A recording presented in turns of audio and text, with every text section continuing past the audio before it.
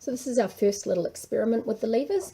We've got here our lever pivot in the middle, and I've set this up so it's exactly on halfway. So the 15 centimetre is right in the middle of the pivot. And on this end of the pivot of the lever, I'm going to put a 200 gram weight.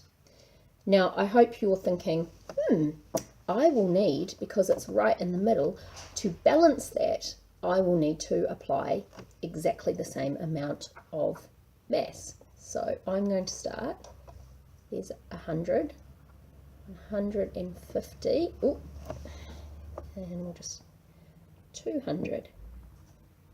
And you can see I wasn't quite even with and it slipped a little, but you can see it's going to balance eventually. So now if I move, what I'm going to get you to do is move the pivot to various places. So if I put it all the way out here at 25, okay, all the way out there at 25, what am I going to need to do to balance that? And you have to be really careful when you move it all the way out there to 25. Okay, even at 25, when there's only 5 centimeters on this side and 5 centimeters on that side, you'll see that even the 50 gram weight is enough to make it move. And if I move it, yeah, I can get it to balance just a little bit in. So you can experiment with this. Try very, very close to the load and try very, very, very close down here and see how that alters that point where you get balance.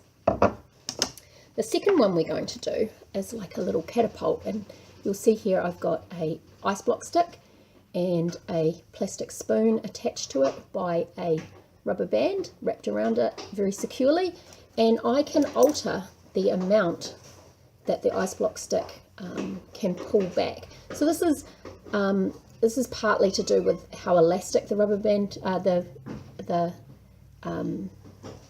spoon is as well. But you can see I can pull it back and let it go. And if I put it down back here where you can see it and hold the end, because you don't want it flying everywhere, I can put something in it, hold it back, and in this case, it's not going to let it go.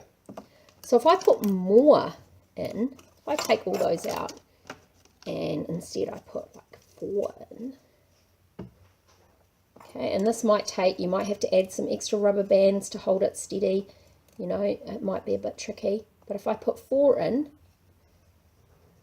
and then pull it back, okay, and trying not to, I can make the thing fly. So for this one here, you can experiment with, here's a pivot here, okay, you can experiment with how the lever behaves depending on how much energy you're able to store in this spoon. So it's not quite related exactly to levers used to, you know, lever things out and lift things, but it has the same principles of allowing you to do work, flinging something using less force.